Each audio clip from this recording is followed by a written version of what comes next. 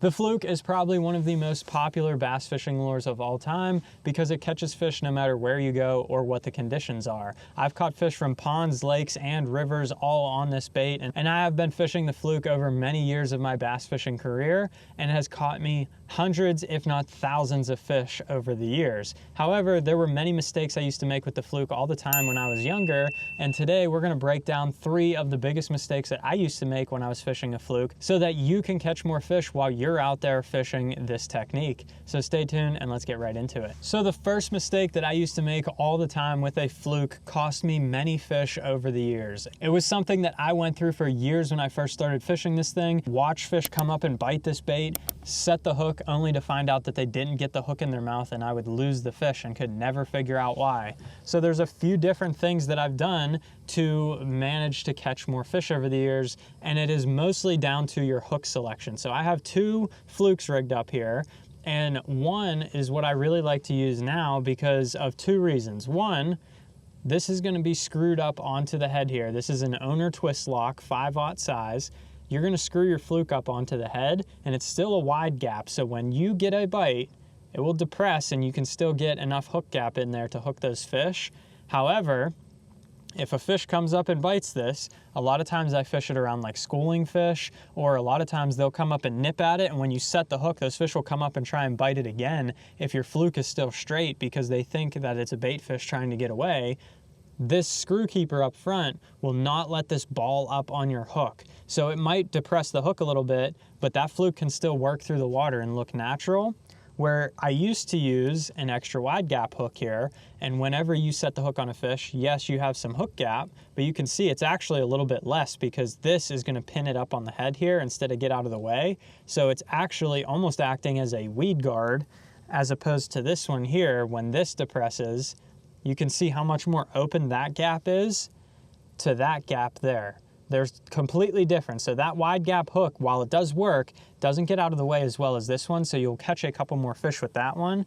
And then the other catches doesn't stay up on that little curve right there. So if you get a bite and set the hook, this is gonna ball up like this, and that also either costs you fish or your cast is now wasted and you gotta reel it back in and rig it back up again. That is why I don't like using wide gap hooks as much anymore. I do still use them, and if I use them, I've noticed that if I go to a larger hook size, you will land more fish. So if you go with like a 5 or a 6/0 hook in a Fluke, you'll land more than if you put like a 3/0 in there because it will have still more gap than a 3/0 to be able to get you that good hook set. But try one of those twist locks, see if it stays up on the hook a little bit better for you, and if you'll hook up and land a few more fish throughout the course of the day. Or if you still want to use a wide gap hook, try a larger size and hopefully you'll land more there. So next, let's jump into mistake number 2, which is actually going to come down to the color of your Fluke. We also noticed that these are not Flukes, these are the 6th Sense Flush. If you want to check these out as well, I'll also have those linked down in the description below. You can use my code Quince, you'll save 10% off your order. But when it comes to Fluke colors, it's just like any other lure color.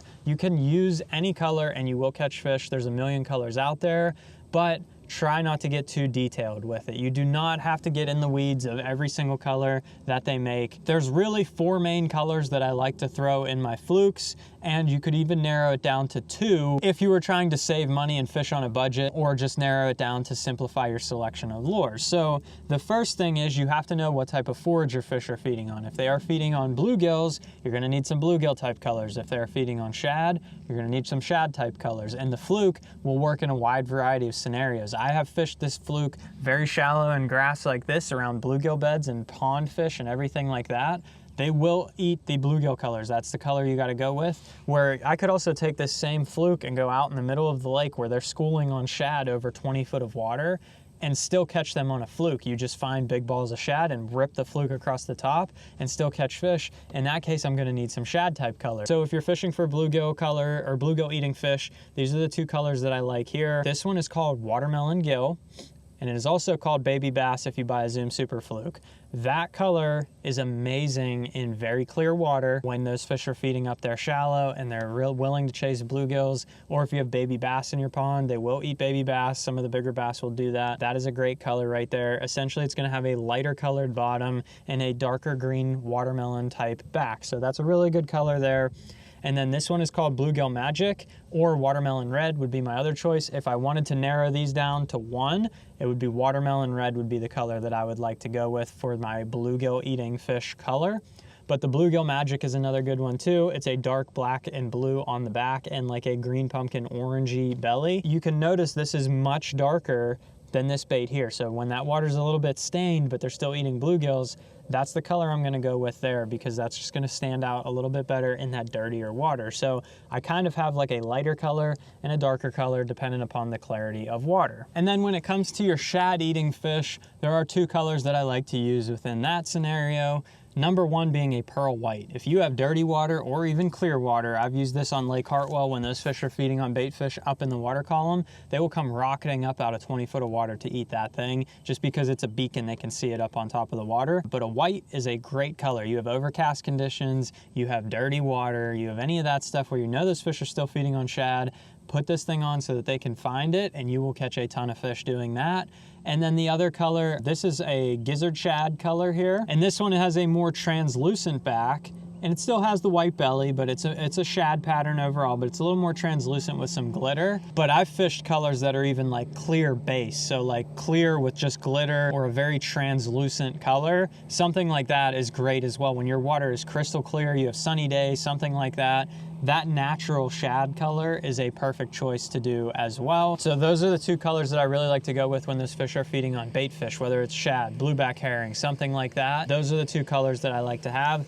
And to be honest, these will still work in ponds. I'm not saying you can't go to a pond. I've caught numerous fish in a pond on a white fluke where there's not a shad or anything in there. All they do is eat bluegills. They will still eat this thing just because it looks like a dying minnow. So now let's jump up on the front deck, and we're gonna show you mistake number 3 that I used to make, which actually comes down to your retrieve, and that's a huge thing on catching more fish with a fluke. So let's get out there and get to fishing. Let's talk about the biggest mistake that I used to make with the fluke all the time, and that's actually coming from your retrieve. The biggest thing to notice with a fluke when I first started fishing it, which I almost treated it like I needed to make it have that dying bait fish profile. So I would twitch, twitch, pause, and that would just make the fluke slow twitch this way, slow twitch that way, and just sink a little bit. And twitch, twitch, and I'd pause. And I'd twitch, twitch, and pause, and I would never change my retrieve. That's the only thing I would ever do with my fluke. I would just make it do that repeatedly. From pond fishing with it for a while, what I started to learn is that these fish will actually react to this bait much more than you think. You can almost treat it like a true jerk bait and fish it like a reaction bait and get a lot more bites. So while the twitch, twitch, pause will work, and don't get me wrong, pretty much any retrieve with this will work. As long as what you're doing is moving the bait with your rod and not your reel, you will catch fish with this. Because if you're moving the bait with your reel like this, all that's happening is the bait is going forward. And again, you'll still probably even catch fish doing that. But what will happen is if you don't move it with the reel, if you twitch it and let it sit, twitch it, let it sit, twitch it, let it sit, it will dart big wide glides and draw those fish in and make it look like that dying bait fish. However, sometimes these fish are really in the mood to chase bait. What you can do is you can throw it up there and you can twitch it a whole bunch of times like that. And I will move my reel a little bit, but you can see I'm almost reel up my slack and stop in between jerks. It's hard to see, but I can really work this bait and make it move quickly. And I can really get that bait darting and doing a bunch of erratic action. So after starting to use this more like a hard-sided jerk bait and treating it a little bit differently, this is what my retrieve might look like now. Especially, I learned this when I was pond fishing, when I could physically sight fish and see these fish as they would come up to my bait. I learned that I could make them react to it by giving them that hard twitch and pause. So what I'll do is I'll 2 or 3 twitches, even 4, sometimes I'll fish it a little bit faster now, and see if I can get one following it. And either if I can see one following it, or I have a feeling that one's following it, or just every once in a while I'll mix it in there. I'll give it a couple twitches, and then I'll fire it real fast like that. And a lot of times those fish will be chasing it, watching it dart like that.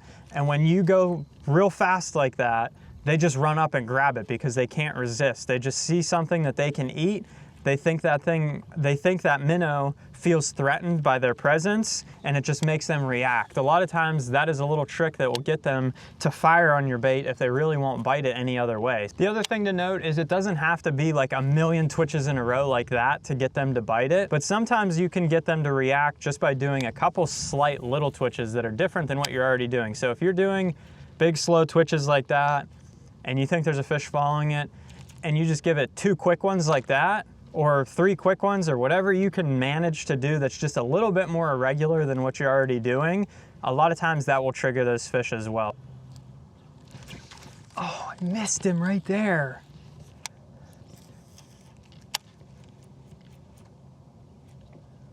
See if he'll come back and get it.